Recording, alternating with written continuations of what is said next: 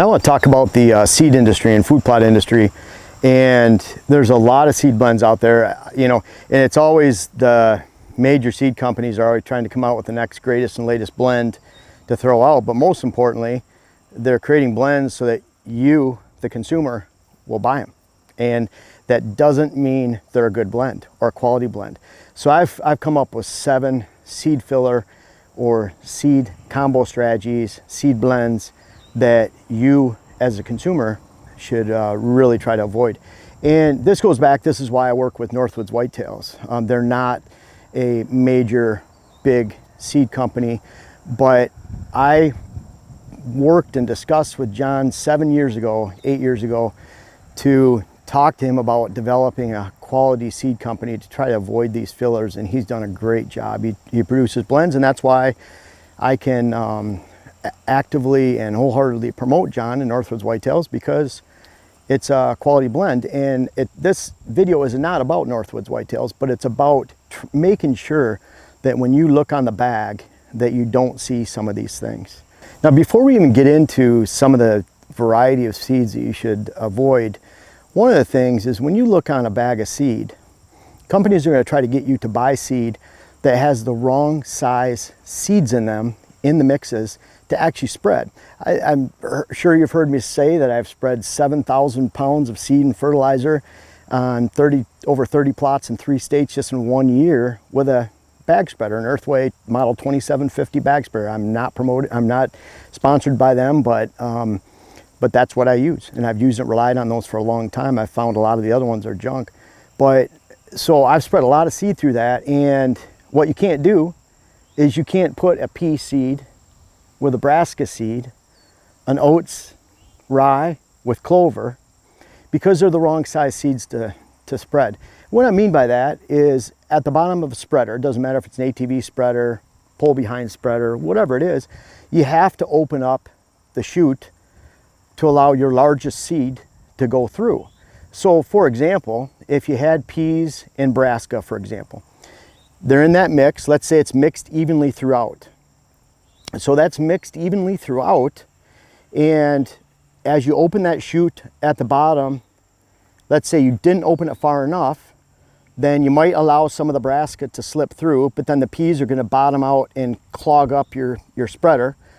So eventually you have to open the chute large enough to get the peas to go through. When you do that, those tiny little brassica seeds go pouring out, and it happens all the time. And so you're left with opening, shutting, trying to get it mixed, and you can't have an effective seed blend.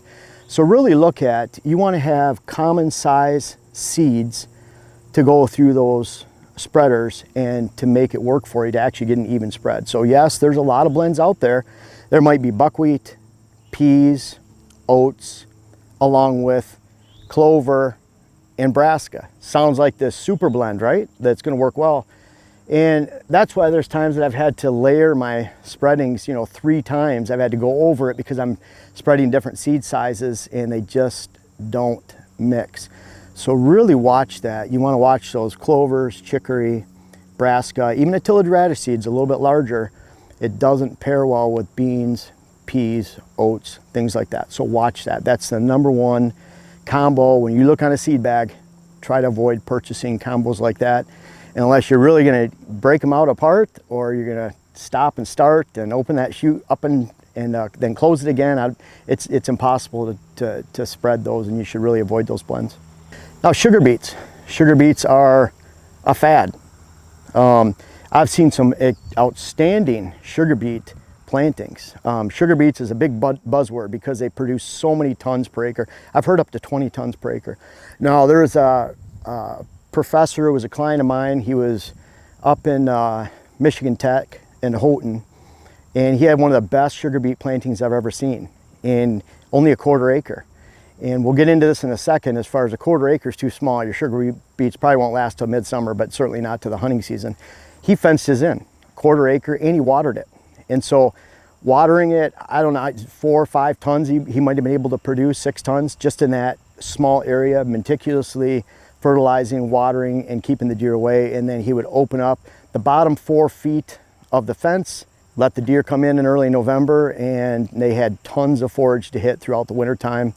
starting in November, and that worked for them. So if you fence it, if you keep the deer off it, if you manicure it, if you take care of it all summer long, you can get it to grow. Other than that, when you're buying a seed blend with sugar beets in it, the number one reason for that sugar beet in there is so that someone could say, I have sugar beets in this blend. And it gets you, the consumer, to say, sugar beets, buzzword, buy. That's what goes through your head. And you do it, and it's not adding anything to your food plots and to your food plot planting program, especially when you're planting that sugar beet that needs to be planted for a long time, and it has a long maturity rate, and you're putting your seed blends in August, September. Those deer will pick those things out, and there's nothing left. It's not going to add anything to your fall at all, and it's just something that they put on a bag. Another one, ryegrass. Ryegrass is not that much different than what grows in your lawn. It is not rye grain. It is not winter rye, fall rye. In fact, winter rye, fall rye, usually you can buy 100 pounds for around $20. I've bought it as low as $10, depending on the year, for 100 pounds. And buy it from a feed mill, something like that. Where ryegrass is gonna run you about $35 per 50 pounds. So it's a lot more expensive.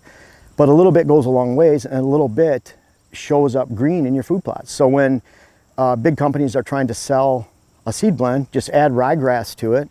And when you throw it out, even if you've done everything wrong, fertilization, you haven't taken a soil test, you haven't put lime out, and nothing else is growing, ryegrass will probably grow. It grows just about anywhere, and kind of like rye grain. But ryegrass is just a filler. It's so that you plant and you pat yourself on the back and say, wow, it's really green, but deer don't like it. It's not a preferred browse. I could, during the spring, around here, Wisconsin, they have the Wisconsin highway mix, and they do in every other state. And those deer come out in the highway in the spring because it's the first thing that's green growing, and they get hit by the car. But that's not an actual food plot. And that's what ryegrass is. It's no different than the mix that they put out on the side of the road and get deer hit, in the spring because it's the only thing green. Really, really avoid ryegrass. No quality seed blend is going to have ryegrass in it, and you can take that to the bank. You really need to pay attention to the seed amounts for some of the fillers in there. Now, I'll give you an example of peas. Doesn't matter if it's Austrian peas, Austrian winter peas, and that's probably what they'll put on the bag, because Austrian winter peas is another buzzword to get you to buy it. But standalone pea plantings are hundreds of pounds per acre, not 10 pounds per acre, 5 pounds per acre. And the reason that's a filler is obviously peas are a great thing to plant. I recommend at least 100 pounds per acre, a minimum of 100 pounds per acre. And I've heard that standalone pea planting, I've heard of acreage amounts up to 300 pounds per acre. So you can imagine when a seed blend has 5 pounds per acre of Austrian winter peas, again, buzzword, then you're looking at that blend saying, hey, there's Austrian winter peas in. Keep in mind that's going to be one pea plant every 30 to 40 feet, maybe 50 feet. And you're not going to notice those in the blend because the deer will pick them out. It's something different in the food plot. They eat it. I've had a lot of people say my Austrian winter peas didn't grow, within a mix. And clients tell me that as I analyze their food plots. And I'll check the mixes. It's, 5 pounds, 10 pounds per acre. And it's just not going to show up. Again, a pea plant is a cylinder type plant. It might be 3 inches in diameter at the most, 4 inches, and it might grow 12 inches tall, 15 inches tall. And you can imagine per pea, that's a lot of peas it takes to fill an entire acre when you're only talking about a 3-4 inch diameter plant at the most at the top in its full growth and maturity. Also, you have winter peas, and that goes back to even the sugar beets. Any of those buzzword type plantings, and I'll even add oats. I use a light amount of oats, which is 50 pounds per acre as a nurse crop for my peas and beans. And then I add 200 pounds of winter rye over the top of it. And so in my blends and my cereal grain, I'm layering those. I'm layering the rye a month after I plant. And that's 375 pounds per acre. Brassica only needs 6 pounds per acre. So that's an even coverage. That's something that's true coverage. Switchgrass, 8 to 10 pounds per acre, for cover. But when you get into rye and oats and wheat, you're looking at 100 to 200 pounds plus per acre within a mix. It's something, there's a lot of quality blends out there where you can buy those oats and peas and wheat in a general blend, and then top dress it with 200 pounds of winter rye later. It's not a bad idea.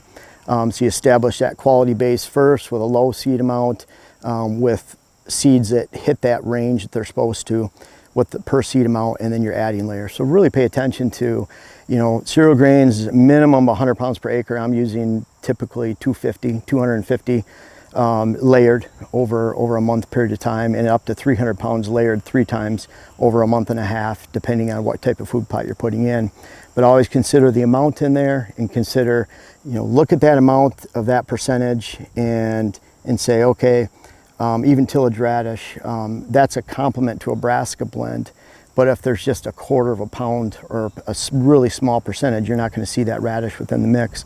So, and you can look up peas right now, look at the total recommended amount, even planted with ag, which is everything perfect, and see what that amount is compared to your blend. See what the sugar beet recommendation is per acre within your blend, and kind of fraction that out to what that's actually going to be your coverage rate. And you'll find a lot of times there's just not enough seed in the blend to make a difference, but you're paying a premium for that seed blend.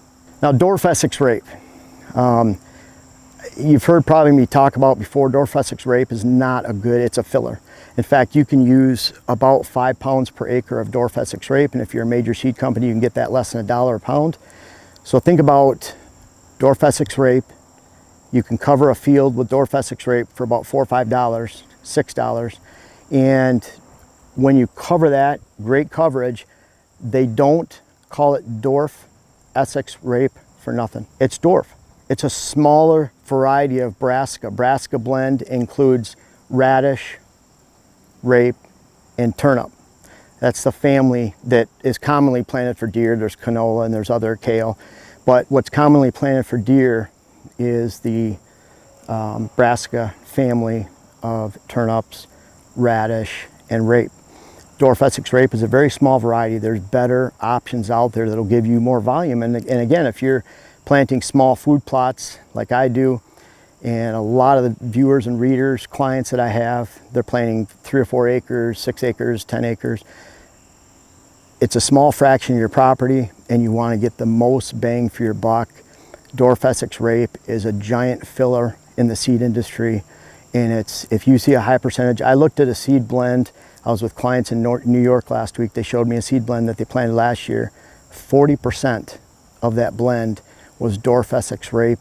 So you can consider they spent about $2 for that filler. Bag was probably $60 an acre, 80, whatever it was. But that's where a lot of times the seed companies will make money, because they're putting a very low value seed in there as a filler, just like the ryegrass. And Dwarf Essex rape is one of those that, if you can, avoid those high percentages. A lot of the mixes have Dwarf Essex rape.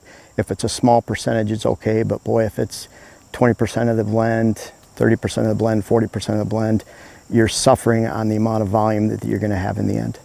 Buckwheat is another filler. I discuss my ultimate no-till blend of planting food plots. You can look that up on YouTube. Look at my playlist for food plots this year. But that relies on 50 pounds of buckwheat per acre, which is a good coverage, and that's a summertime planting. Buckwheat dies with the first frost. So it adds some green initially when you plant your plots in August, September. But a lot of the mixes, going back to 50 pounds per acre, is the coverage of buckwheat. And so if you do not have that in the mix, I've seen some mixes lately that might have 2 pounds in per acre. Very, very small percentage of buckwheat. And that's not enough to add anything. Buckwheat is an expensive seed.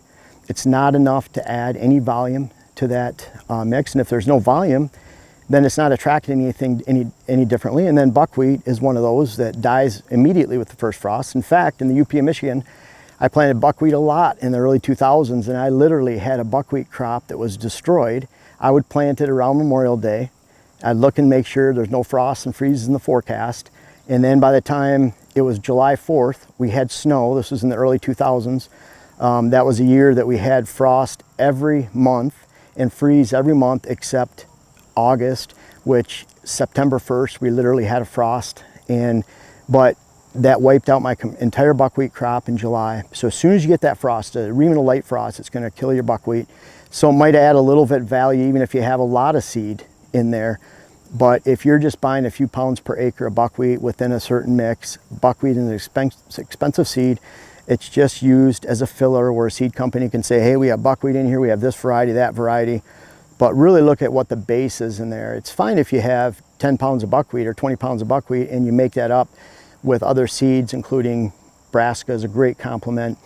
But again, it's just going to die going into the hunting season. And if your food plots are not attracting, if you don't have that volume, if it's lacking, it's not much different than a weed in your food plot that comes up that offers an appreciable amount of browsing up until the first frost, and then it lays flat and offers nothing for the entire hunting season. And buckwheat is one of those, not much different than goldenrod in your plot, where it's a great summer complement or summer growth, but provides literally nothing going into the hunting season, and you want to get the most out of your small food plots.